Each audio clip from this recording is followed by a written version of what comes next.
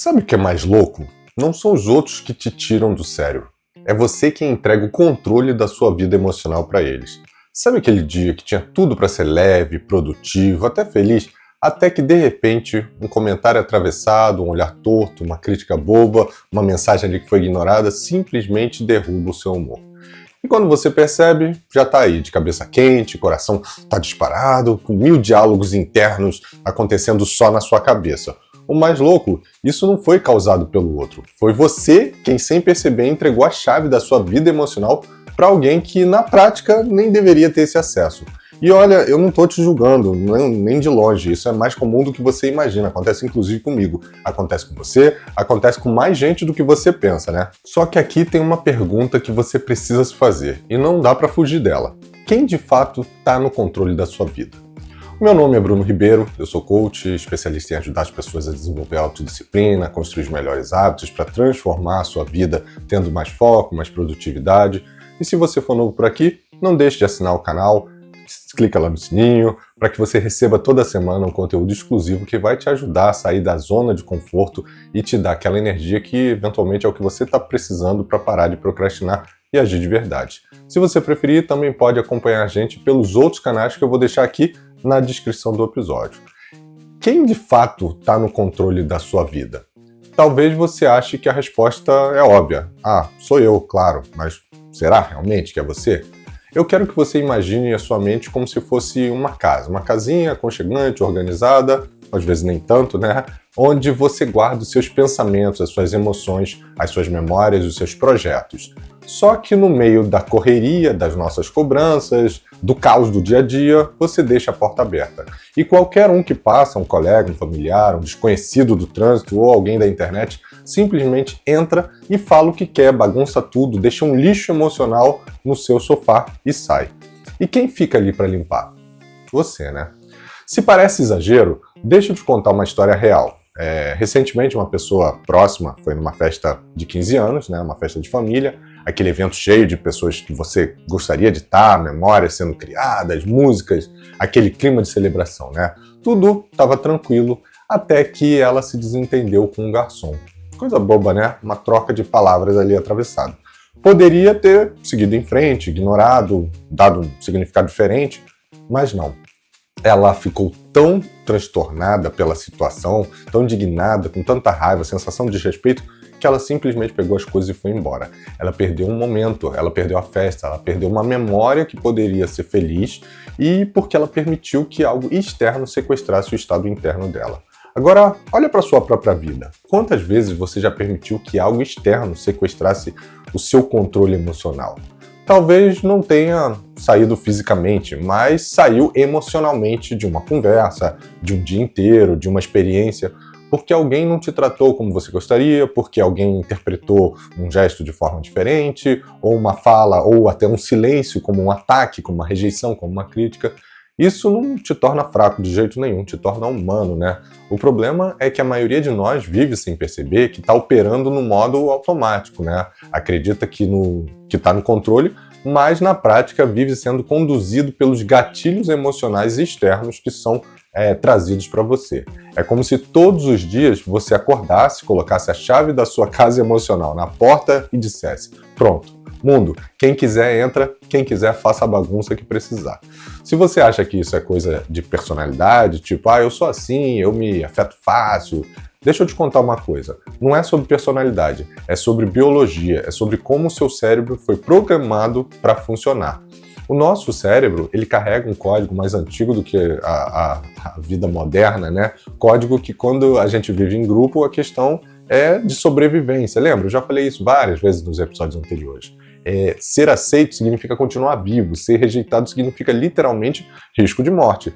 E sabe o que é mais doido? Seu cérebro continua operando nesse sistema hoje em dia. Por isso que qualquer sinal real ou até imaginário que você tenha de rejeição, de crítica, de exclusão, de desrespeito, dispara dentro de você um alarme que te coloca no modo de luta e fuga. E não importa se é um olhar torto numa reunião, um comentário no almoço de família, uma mensagem não respondida ali no WhatsApp, para o seu cérebro tudo isso é interpretado como uma ameaça. O problema é que esse alarme, que já lá atrás fazia todo sentido, hoje dispara em situações que de longe não fazem mais sentido, não são uma ameaça real. Mas se você não aprender a lidar, a gerir ele te sequestra. Aposto que você já ouviu falar de sequestro da amígdala, né? E esse sequestro, ele não acontece no campo racional, ele acontece no sistema límbico, lá no centro do seu cérebro, mais especificamente numa estrutura chamada amígdala cerebral. E ela dispara um alerta, libera cortisol, acelera seu coração, faz suas mãos suarem, seu pensamento vira uma montanha russa. A questão é que a amígdala ela não diferencia uma ameaça real, tipo um leão vindo de uma direção para te pegar, de uma ameaça percebida, tipo um colega que não respondeu ali um Slack, um Teams, né? E aí, sem perceber, você passa o dia inteiro reagindo como se estivesse em risco, como se cada desconforto social, cada tensão relacional, cada pequeno desconforto que acontece ali no seu dia a dia, na prática, fosse uma ameaça à sua sobrevivência. Por exemplo, sabe aquele dia que você acorda bem, está de bom humor, vai trabalhar animado, até que cruza com alguém que faz um comentário esquisito, meio ali maldoso, meio passivo-agressivo, né? E aquilo te acerta. E sem perceber, você já não está mais no presente. Você está preso num espiral mental ali, ensaiando respostas, se remoendo, questionando, se defendendo, tudo dentro da sua cabeça. Só que, muitas vezes, quem falou nem percebeu, nem te mirou, nem te atacou, talvez nem tenha tido a intenção, talvez nem lembre do que disse, né? Mas você já entregou o volante, né, do seu carro, o volante emocional da sua vida na mão dessa pessoa. Não é o que o outro faz que te machuca, é o que você acredita que aquilo significa. E a neurocientista Lisa Feldman, ela explica isso no livro How Emotions Are Made, né, como as emoções são feitas. Ela mostra que as emoções não são respostas automáticas ao que acontece fora. Elas são, na verdade, a construção interna, né, a partir das experiências passadas, memórias, crenças que têm algum significado para você, coisas que você aprendeu a dar atenção. E aqui tem um divisor de águas, né? Se uma emoção é construída, ela também pode ser desconstruída ou reconstruída, né? E outro nome que não pode faltar aqui é do Eckhart Tolle, que ele é o escritor do clássico O Poder do Agora, e ele fala: nada do que acontece lá fora tem poder de te tirar do seu centro, a não ser que você permita. E se você entendeu isso, parabéns, de verdade. Porque essa é a percepção, já começa a virar a chave, já começa a te devolver aquilo que você nem sabia que tinha perdido, a autonomia sobre você. O que quase ninguém te conta é que por trás desse sequestro emocional existe sim uma tentativa totalmente inconsciente de controle. Sim, por incrível que pareça, de controle. Porque no fundo, quando você se abala com o que o outro faz ou com o que o outro deixa de fazer, existe um desejo seu, muitas vezes invisível até para você mesmo, de que o outro valide, de que o outro te reconheça, te trate como você gostaria de ser tratado. A lógica inconsciente é mais ou menos assim. Se ele me tratasse diferente, eu me sentiria bem. Se ele não tivesse falado aquilo, meu dia estaria ótimo. Se ele me reconhecesse, eu não estaria mal. Percebe o ciclo? Seu bem-estar começa e depende do comportamento alheio, do comportamento dos outros. E isso simplesmente não é sustentável. Porque, aqui vai um spoiler, né? Você nunca vai controlar o outro. Nunca. Se você ainda acha que isso não se aplica a você, responda para si mesmo. E agora, com toda honestidade, quantas vezes você já ficou mal porque alguém não respondeu sua mensagem? Porque alguém não te olhou do jeito que você esperava que olhasse? Porque não te deu o feedback, o elogio, o carinho, a atenção que você imaginava que merecia? Seja sincero, porque é exatamente o mecanismo que te prende na dependência da aprovação externa. Sem perceber, você transforma a sua autoestima num aplicativo, vamos dizer assim, numa rede social, esperando ali likes, né, o tempo todo, né? E quando os likes não vêm, ou não vêm do jeito que você imaginava, na hora que você queria, na quantidade que você gostaria, a sua paz, ela desmorona. E aqui tem uma chave que precisa realmente ser virada, de qualquer jeito. Você não reage ao que acontece, você reage à história que a sua mente, que a sua cabeça cria sobre o que acontece. Pensa assim, o fato acontece, sua mente interpreta, você reage, não ao fato, mas à interpretação. Vamos trazer aqui um exemplo prático. Alguém te olha torto, a sua cabeça dispara. Tá vendo? Tá me julgando, não gosta de mim, acha que eu não sou bom o suficiente. E você reage a essa história. Fica irritado, fica magoado, fica na defensiva. Só que, e se o olhar nem fosse para você? E se nem fosse julgamento? E se a pessoa tivesse ali perdida nos próprios pensamentos, nos próprios problemas, nas próprias dores que ela tem, e você simplesmente não tem nada a ver com isso.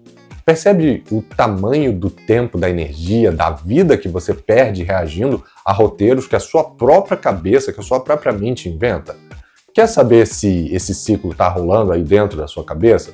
Então, se liga aí nesses sinais. Se o seu humor oscila o tempo todo, dependendo do que os outros fazem ou dizem, é um sinal. Você vive ensaiando discussões, respostas, diálogos internos só na sua cabeça?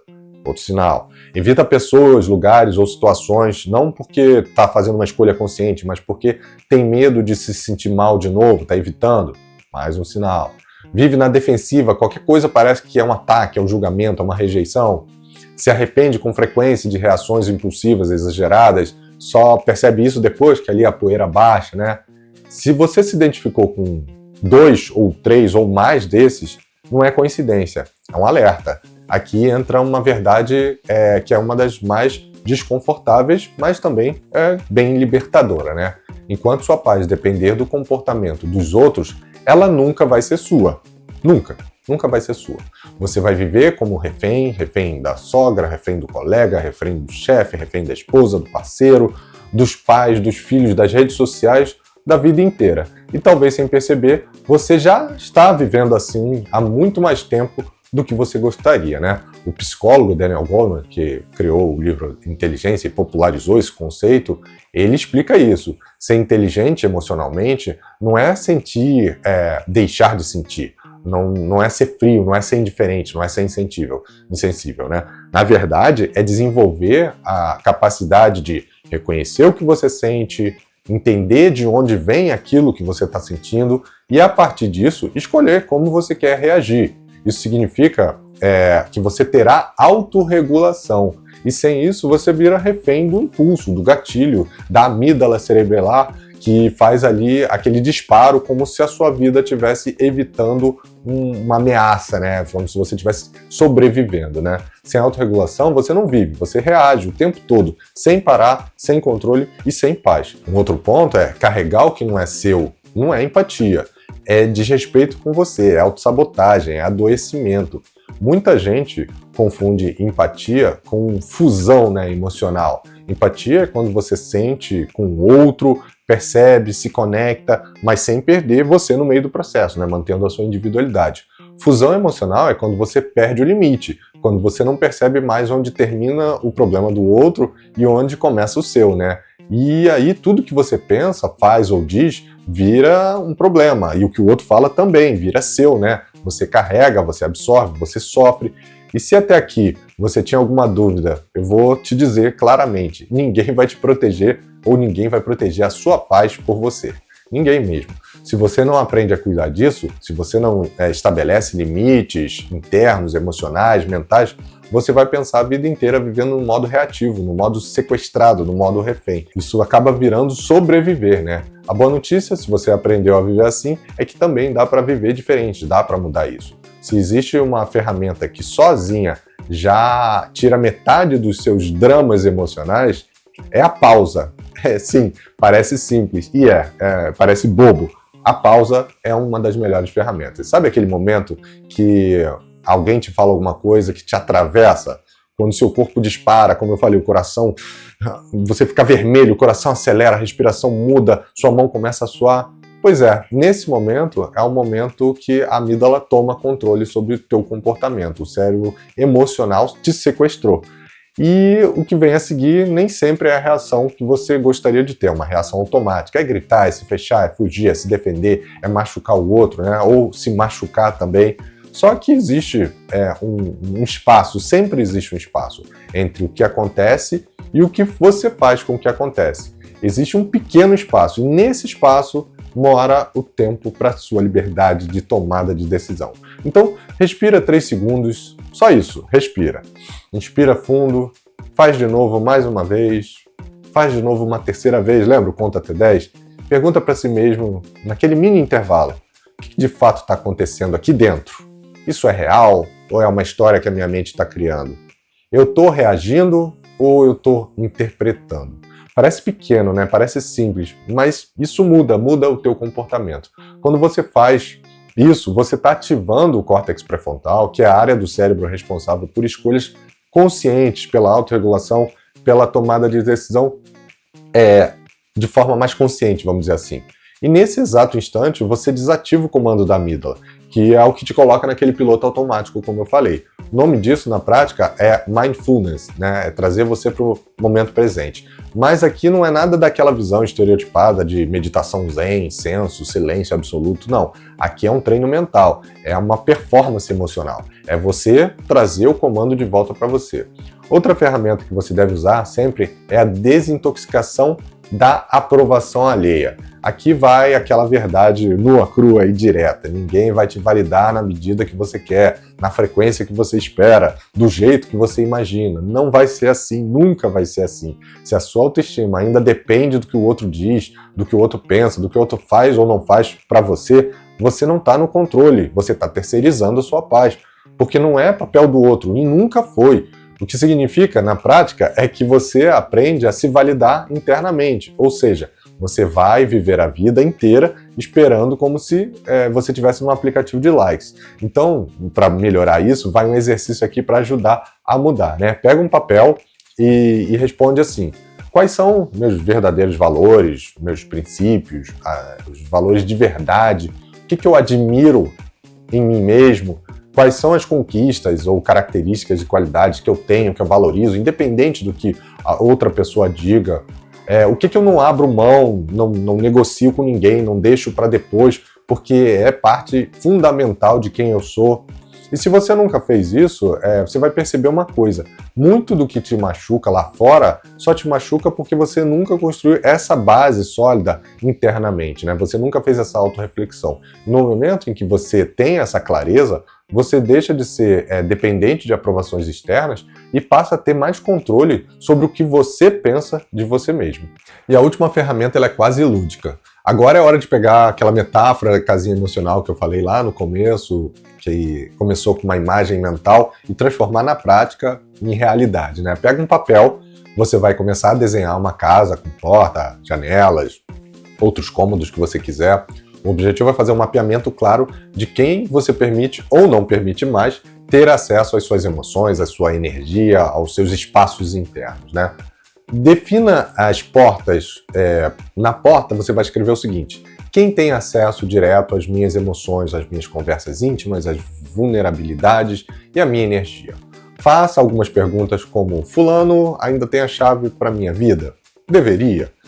Ciclano vive invadindo. Eu quero continuar permitindo? Se a resposta for não, anota do lado: porta trancada para fulano de tal. Se a resposta, por outro lado, for sim, então você está liberando essa pessoa nesse cenário. Entrada liberada para ciclano. Depois você vai definir as janelas, o que você observa. Na janela você vai escrever: o que eu escolho observar, o que eu escolho entender, perceber, mas sem deixar que isso entre. Ou seja, você está observando de dentro, mas sem deixar que isso entre. Faz a lista de situações ou pessoas ou temas que você precisa acompanhar, mas que não quer se contaminar emocionalmente em relação a eles. Por exemplo, discussões de famílias. Eu vejo, mas eu não vou entrar. Discussão política, então, não vou entrar nessa discussão. Opiniões alheias sobre a sua vida.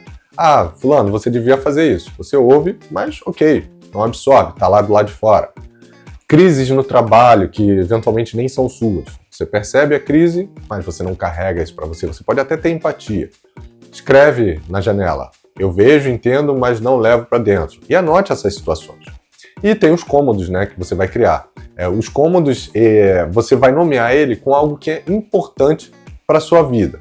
Por exemplo, projetos e sonhos, relacionamentos saudáveis, saúde emocional, tudo que você entende que para você é muito importante. E aí, para cada cômodo, você vai responder: quem eu convido para esse espaço? Quem não tem mais acesso a esse espaço aqui? Por exemplo, no cômodo meus projetos ou meus sonhos, eu divido com quem me apoia, com quem não me sabota. Por exemplo, fulano e ciclano. No cômodo saúde emocional, você pode falar: esse espaço é só meu, ninguém vai influenciar na minha saúde emocional. Eu não vou deixar que opiniões externas entrem. Anota isso lá. E você termina esse exercício com, vamos dizer assim, um mapa, né? Uma planta baixa, sabendo exatamente quem pode acessar e quem não pode acessar os seus espaços internos e como se proteger sem isolar, sem que você se isole, né? Sem você se fechar, mas também sem abandonar quem é você. E se em algum momento, no meio desse caminho, você pensou que proteger a sua paz significava se tornar distante, frio, indiferente ou insensível, deixa eu te dizer aqui, ou pelo menos eu quero que você entenda, não significa, nunca foi sobre isso. Proteger a sua paz não é se afastar do mundo, não é virar pedra, não é construir muros, é construir filtros, é sobre discernir, é sobre escolher com clareza quem acessa, quem permanece, quem sai e principalmente quem nunca mais deveria ter acesso ao que é sagrado, ao que é importante para você. Existe sim uma linha muito tênue entre aprender a se proteger emocionalmente e, sem perceber, se fechar completamente. De fato, tem gente que ainda se blinda tanto que vira ali uma fortaleza. Ninguém mais entra, ninguém mais acessa. Só que nesse processo também não entra amor, não entra afeto, não entra nenhuma conexão, nenhum relacionamento. Do outro lado, tem gente que vive completamente exposto, sem filtro, sem limite, absorvendo tudo, carregando tudo, se afogando no caos dos outros, como se fosse obrigação sua resolver, sustentar e suportar todo mundo. Nenhum desses extremos funciona, nenhum vai te trazer paz de verdade. O caminho não é se fechar, o caminho é escolher de forma consciente quem entra, quem fica, quem sai e quem nunca mais vai voltar, né? E como eu falei antes, tem uma chave aqui que quando você sabe, né, quando você aprende, te liberta. Nem tudo é sobre você. Aliás, quase nada é sobre você. A crítica que você recebeu pode ser mais sobre a dor do outro do que sobre você. O tom atravessado talvez não seja sobre você, é sobre o outro transbordando a frustração dele, o cansaço, os limites dele, alguma coisa que não foi resolvida. O julgamento quase sempre é uma projeção, gente despejando em você aquilo que não sabe, ou não pode, ou não quer olhar em si mesmo. Você não precisa transformar tudo o que acontece em uma questão pessoal. Nem todo silêncio é rejeição, nem toda ausência é um recado, nem toda pedra foi jogada para acertar você. Quando você entende isso, não é só relacionamento lá dentro de verdade. É um peso gigante simplesmente que desaparece. Se tem um modelo mental que te salva de metade dos seus dramas, é o modelo do triângulo de responsabilidade. Funciona assim, para qualquer situação que te afetar, você vai pensar num triângulo e esse triângulo tem 3 pontas. Na primeira ponta, você vai perguntar, isso é meu? Se é meu, eu cuido, eu assumo, eu resolvo, eu transformo, eu estou falando aqui de autorresponsabilidade. No outro lado, você vai ter, isso é do outro? Se é do outro, eu devolvo, eu não carrego, eu não me responsabilizo pelo que não é meu. Ou, na outra ponta, isso é da vida? Se é da vida, ou seja, não depende de mim e nem do outro, eu aceito, simplesmente assim. Parece simples. E porque a partir disso você para de carregar pesos que não são seus para tentar consertar a vida, para tentar consertar o que não te cabe, para você parar de sofrer e entender que você não está no controle de tudo. E por fim, lembre-se de ter limites, sabe? Aquela ideia de que colocar limites é uma coisa grosseira, é ser agressivo. Esquece. Isso é mito, isso é crença limitante, isso é um disfarce de quem nunca aprendeu a se posicionar. Aqui vem uma das habilidades mais poderosas que você pode desenvolver de verdade. Proteger a sua paz sem desconectar do mundo, a comunicação assertiva. Você pode e deve dizer coisas como, por exemplo, eu entendo a sua opinião, mas eu escolho algo diferente para mim. Pô, isso é importante para você, mas talvez não faça sentido para mim. Eu te respeito, mas a sua expectativa não é uma obrigação e nem é a minha expectativa. E sabe o que vai acontecer quando você aprender a fazer isso? Quem te ama te respeita ainda mais. E quem te incomoda revela que nunca quis você livre, que queria te controlar. Para ficar ainda mais claro, eu vou trazer aqui 5 situações que te testam e como se proteger sem se fechar, sem se isolar. Pressões familiares disfarçadas de preocupações. Sabe aquele almoço de família em que alguém solta: você não acha que já está na hora de você arranjar um emprego de verdade? Isso acontece até muito com empreendedores, né? Se continuar desse jeito, você vai ficar sozinho. Ah, eu falo isso porque eu te amo, mas olha, desse jeito ninguém vai te aguentar. Tudo vem com aquela embalagem da preocupação, mas na prática a crítica, o julgamento é uma invasão. Então você tem que responder: olha, eu te agradeço pela preocupação, mas eu confio nas escolhas que eu estou fazendo na minha vida. Simples assim. Segundo, Microagressões no trabalho. Aquela piadinha na reunião que vem disfarçada de humor, mas que atravessa feito faca, né, ali na hora, tá te alfinetando. Nossa, fulano, o ciclano hoje resolveu trabalhar. Tem gente aqui que é pago para fazer o básico, né? Ah, é só brincadeira, não leva pro lado pessoal. Essa daí, então, acontece o tempo todo. Só que você leva, né? Isso dói, isso acumula. Então, responda. Quando você fala assim, eu me sinto desrespeitado. Eu prefiro que a gente mantenha uma comunicação que seja mais respeitosa daqui para frente. Parece formal, mas tem que ser assim, para a pessoa entender que você não está brincando. Silêncios que machucam, ghosting, né? Aquela amizade que some sem explicação, aquela pessoa que te procurava todos os dias e do nada desaparece, o parceiro que para de responder, o colega que finge que você não existe mais, e você fica ali se perguntando, mas o que eu fiz de errado? Por que essa pessoa começou a me tratar assim? A reflexão interna, ela é: o comportamento do outro não define o meu valor. Quem escolhe se afastar, se retirar, sumir, escolhe não estar na minha vida. E quem perde não sou eu, é o outro. Ambientes tóxicos, né? Sabe aquele grupo de WhatsApp que virou mais um campo de batalha, de disputa do que de apoio? Aquela roda de conversa que só rola fofoca, julgando as pessoas ali do trabalho, do seu ciclo, aquela crítica velada, competição disfarçada, né? Aquele timeline que te deixa mais ansioso, inseguro e esgotado do que inspirado? Se pergunta com toda sinceridade, tá aqui, tá me nutrindo ou tá me adoecendo, tá me deixando mal? Se a resposta for, cara, tá me deixando mal, você precisa simplesmente sair e não precisa justificar. Levanta, sai, vai embora, fecha a porta, descurte, para de seguir. E a própria autocrítica desmentida, né? Aquele diálogo interno cruel que você dispara ali sem aviso, tá vendo? Você nunca acerta, você nunca conseguiu, ninguém te suporta, você não é bom nisso, você é péssimo nisso, você é ridículo, você é um fracassado, ninguém te leva a sério. E sabe por quê? Porque você não merece. E se você parar para observar, essa voz que te sabota, que te humilha, que te paralisa, ela não tá do lado de fora, ela mora aí dentro de você. Então a pergunta mágica e reflexão aqui é, se eu não falaria isso para alguém que eu amo, por que eu falo assim comigo? E se você não tiver uma resposta, comece a reconstruir a relação com você mesmo. A vida não vai parar de te testar, nunca. Presta atenção, isso é sério. O mundo não vai parar de te testar nunca. O trânsito não vai magicamente se tornar mais tranquilo, mais gentil. As pessoas não vão, de repente, se tornar conscientes, simpáticas, educadas, ter bom senso. O chefe, que eventualmente é tóxico, não vai acordar iluminado. O parente que te julga não vai, do nada, virar seu terapeuta. A vida não vai, de forma alguma, se moldar para te deixar em paz. Porque o mundo não muda para te agradar. Quem muda é você. Você tem duas opções. Continuar vivendo refém dos olhares e das opiniões alheias, dos julgamentos, das críticas, das rejeições, que na maioria das vezes nem são sobre vocês, ou levanta agora, ajusta sua postura, segura essa chave que sempre foi sua e assume de volta o controle da sua vida emocional. Porque no fim, ninguém vai fazer isso por você. Ninguém. Portas fechadas para quem não sabe cuidar nem da própria bagunça. Janelas abertas para quem te nutre, te inspira, te fortalece. E, acima de tudo, presença total, absoluta, inegociável dentro da sua própria casa emocional.